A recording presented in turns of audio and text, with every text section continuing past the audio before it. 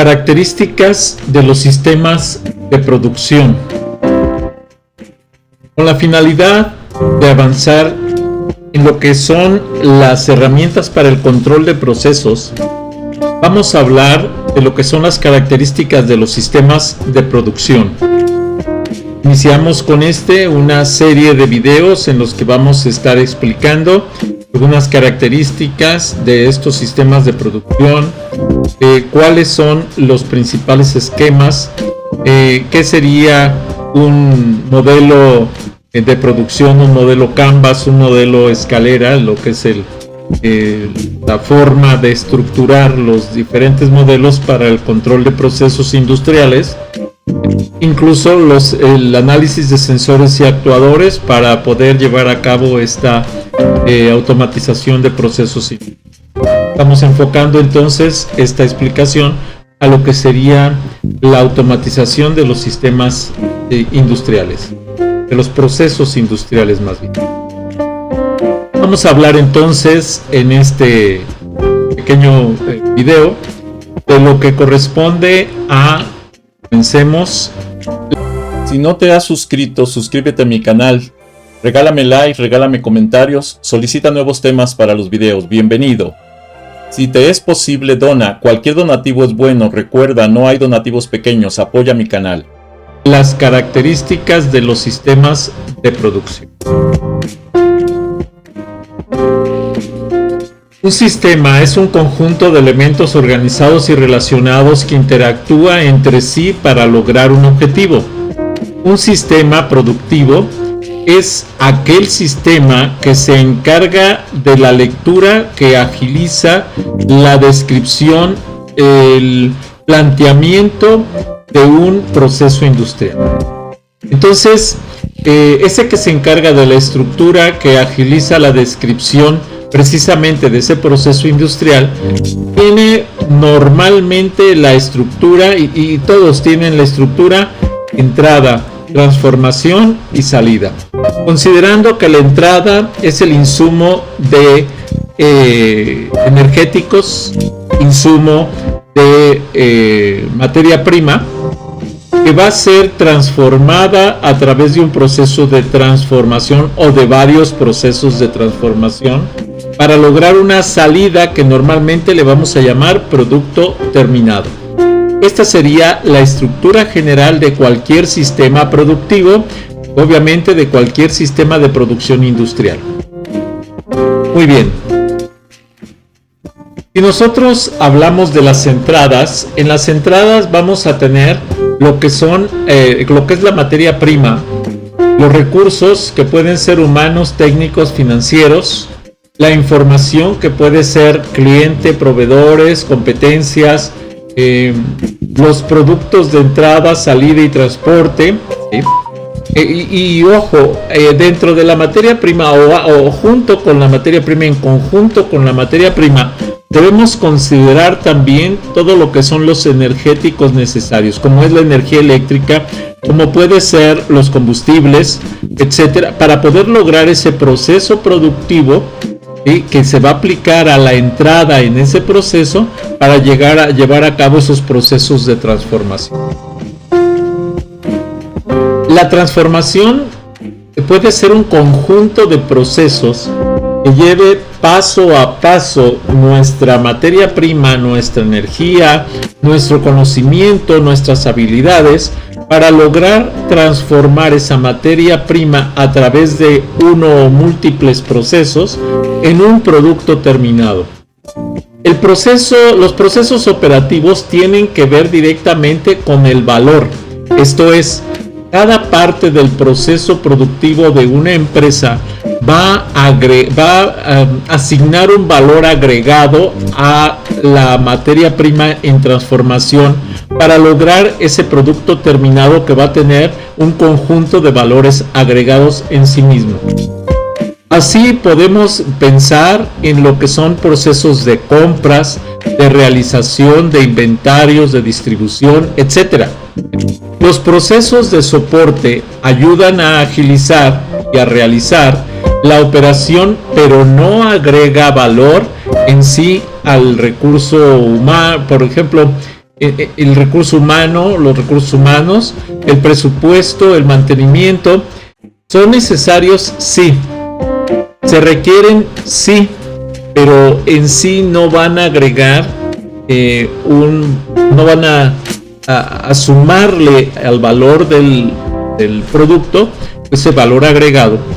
Sí son necesarios para mantener en funcionamiento y en operación todos los esquemas de la planta, pero de la planta productiva, pero no agregan directamente el valor agregado. Los que agregan el valor agregado son precisamente los que permiten la transformación, la distribución, el acercar un producto al cliente. Ese tipo de cosas le dan un valor agregado precisamente. Después de las transformaciones viene lo que es la salida.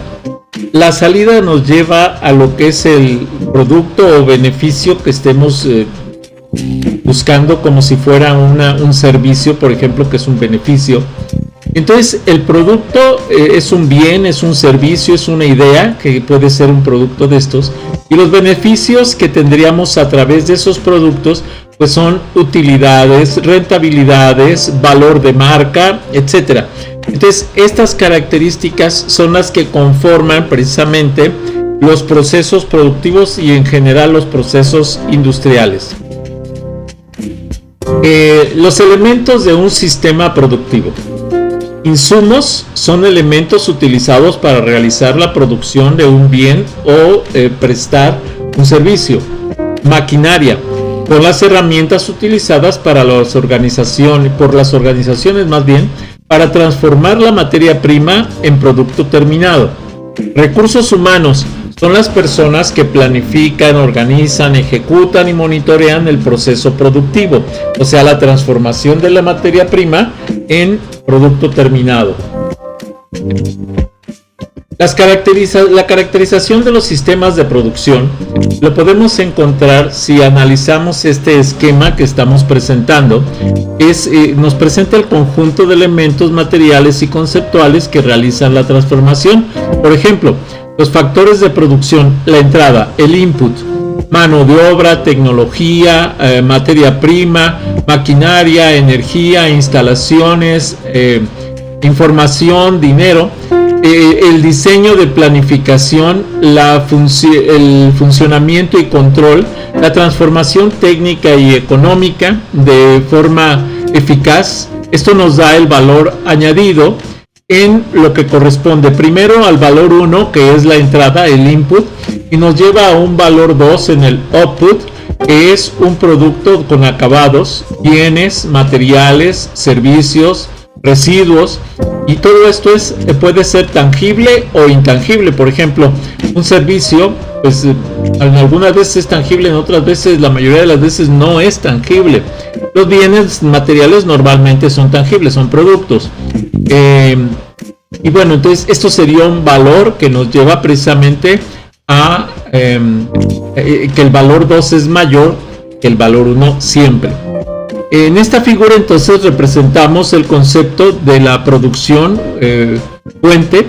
Es el Medina, León, Noriega, Rivera y Pérez Navarro en el 2001. ¿Qué se debe considerar en la caracterización de un sistema de producción? Uno es determinar los atributos peculiares de alguien o de algo, de modo que claramente se distinga de los demás. 2.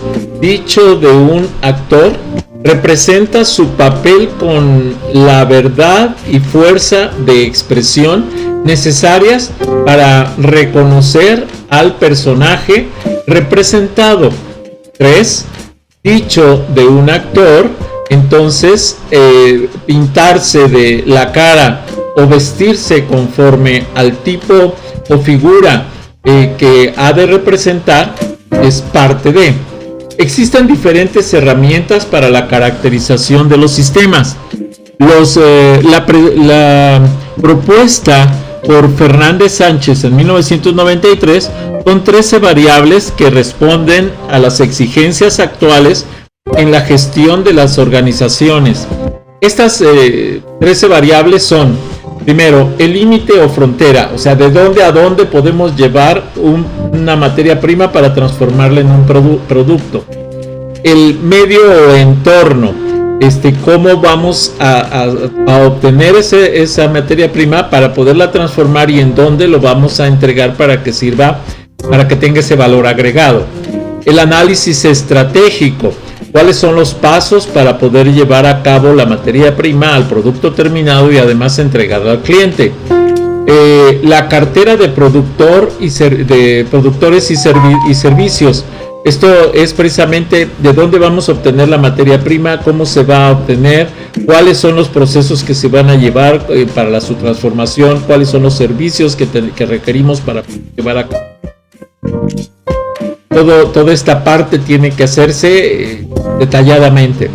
El estudio de procesos organizacionales, cómo organizar ese proceso productivo para llevar a cabo esa transformación. La transformación que tiene que aplicarse, los recursos que se requieren, los resultados que se van a obtener, la retroalimentación y control, la estabilidad, la flexibilidad, la inercia, que es la manera en la que se llevan las cosas durante un proceso, y la jerarquía.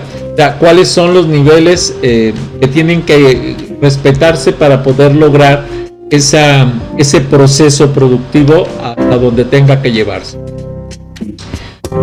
Si nosotros analizamos cualquier sistema de producción, vamos a tener controles de paro, de arranque, sensores de presencia de productos, los productos, puertas, análisis de calentadores, separadores, bandas transportadoras, motores, codificadores, accionadores, dependiendo del proceso productivo, relevadores que permiten el cambio de capacidad energética para poder controlar algún proceso en particular a través de señales, de pequeñas señales o de grandes señales, etcétera. Entonces cada uno de estos tiene que analizarse paso a paso para poder llevar a cabo el proceso productivo.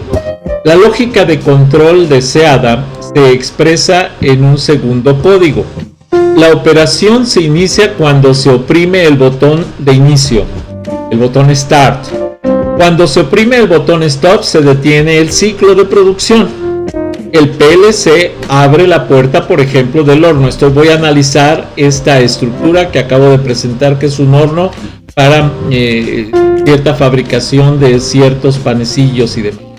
El PLC entonces abre la puerta del horno y espera hasta que los interruptores de abrir la puerta están en on.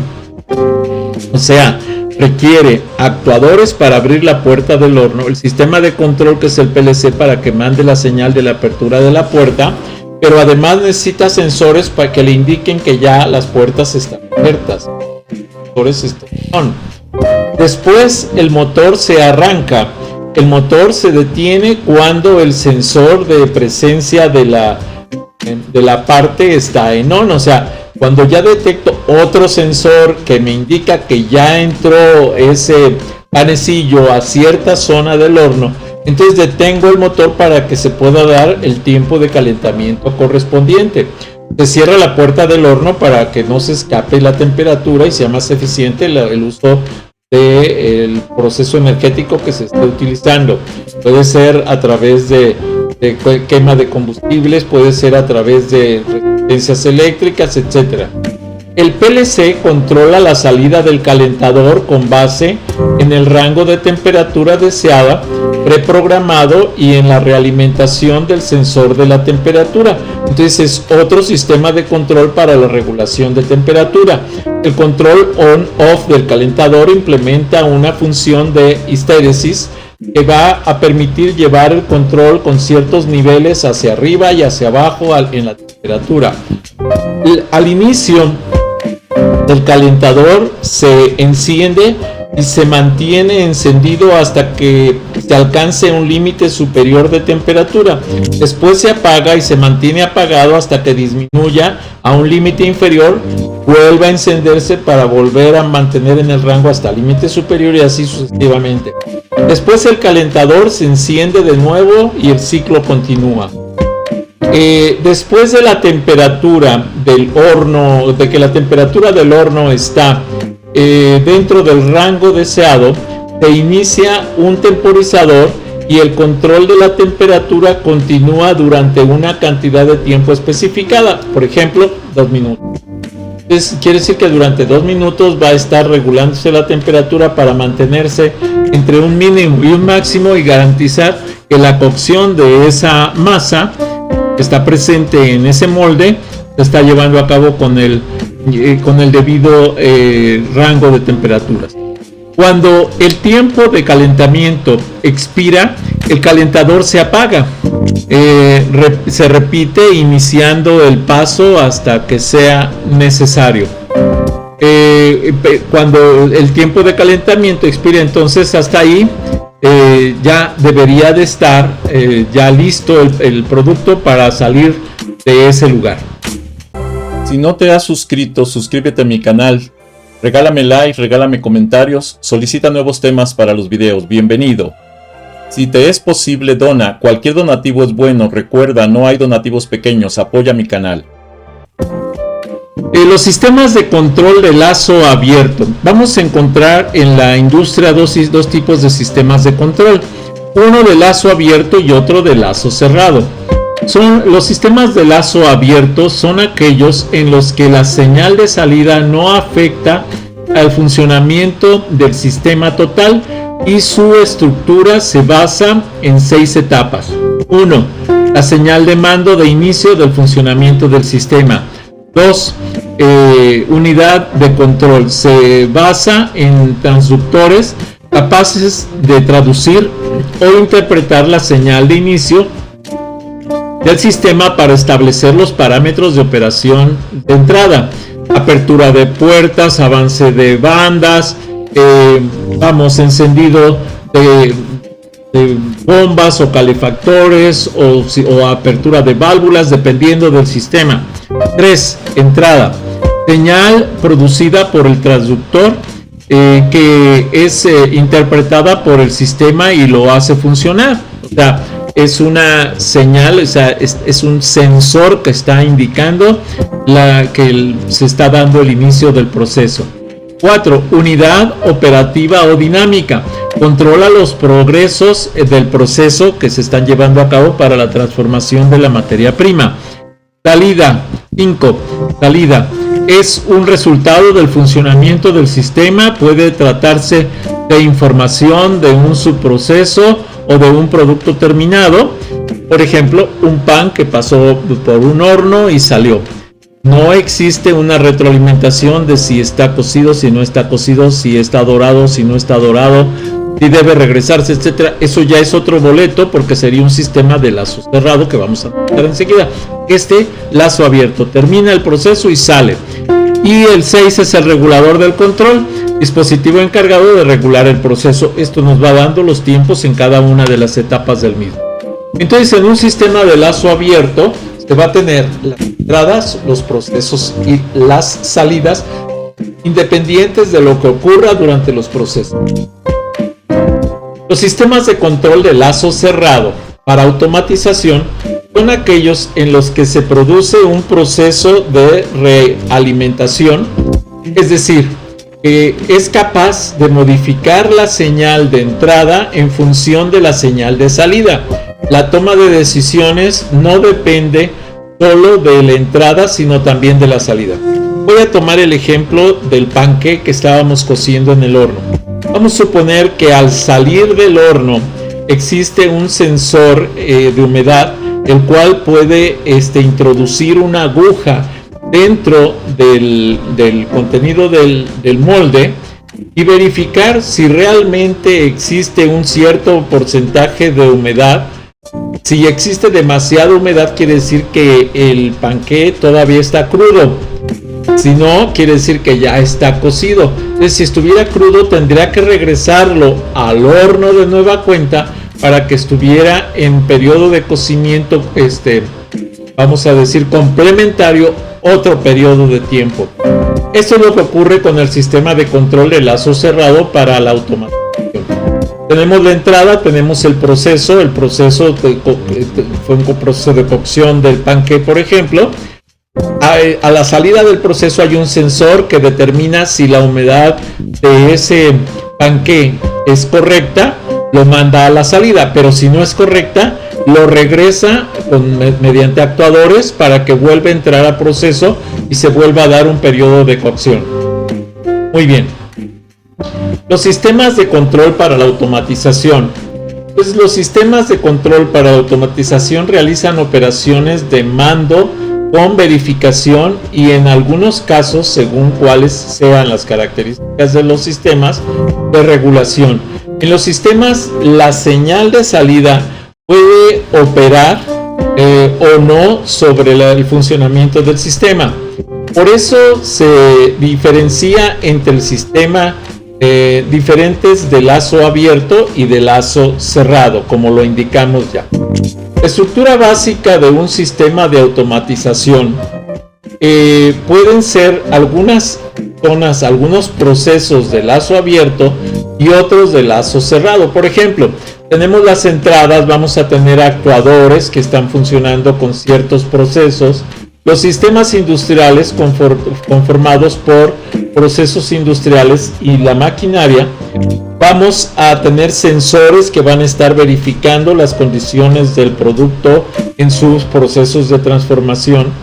Los controladores que tienen que estar verificando las lecturas de los sensores, interpretando esas lecturas y tomando la decisión para que a través de actuadores se pueda dar, dependiendo de la magnitud de referencia, el regreso al proceso o la salida hacia el producto terminado. La estructura básica de los sistemas automatizados. La parte operativa que actúa directamente sobre el proceso. Los dispositivos de hardware y software que hacen que el proceso realice la operación deseada. El mando está en todos los dispositivos de control, pueden ser PLCs o DCPs, etcétera, que vamos a analizarlos más adelante, y que realizan las acciones de control en conjunto con los actuadores para la automatización de los procesos. Los beneficios de los sistemas de automatización son que los sistemas automatizados tienen como objetivo proporcionar una visión completa del proceso y determinar el mejor método para realizarlo. Permite detectar la asignación errónea de recursos o de fallas en el proceso. Es importante aquí aclarar que los ingenieros encargados de la realización de la automatización de procesos deben de conocer de hardware y software, además de capacitación de humanware, para poder lograr que los sistemas se puedan automatizar de manera correcta. Para que el sistema de control sea eficaz, debe describir más bien todos los aspectos del ciclo de vida del sistema, abarcando los conceptos involucrados en el proceso. Son varias las estructuras que se tienen que considerar para lograr precisamente la automatización de una manera eficaz y eficiente. Continuando con el análisis de beneficios de los sistemas de automatización, el sistema de automatización debe incorporar distintas visiones que describan por completo el proceso productivo, así como la conexión existente con otros procesos. A veces, los sistemas productivos y la automatización de los mismos tiene que ver con una escalada de transformaciones a lo que es la materia prima, teniendo incluso que en ocasiones se entregan producto terminado de una planta que va a ser la materia prima de una segunda planta para una segunda transformación de esa materia prima, para lograr un producto terminado a través de 2, 3, 4, 5 o más procesos productivos. Los sistemas de automatización deben ser independientes a la tecnología existente y deben ser sistemas abiertos a la estandarización. evitando en lo posible la arquitectura cerrada. ¿Por qué? Porque la mayoría de las plantas que requieren algunos productos intermedios como materia prima para sus procesos productivos, hacen llegar al usuario final un proceso con un valor agregado mayor, pero siempre y cuando estén recibiendo productos o materia prima estandarizado que les permita llevar a cabo a ellos ese cambio, esa transformación del proceso y el valor agregado en el mismo. Continuando con los beneficios, los sistemas de automatización de control resultan útiles solo para los procesos industriales. Esto es, sin embargo, también contribuyen a mejorar la calidad de vida en el manejo de los edificios inteligentes, regulación térmica, regulación de humedad, control de ascenso y descenso por los elevadores, etc.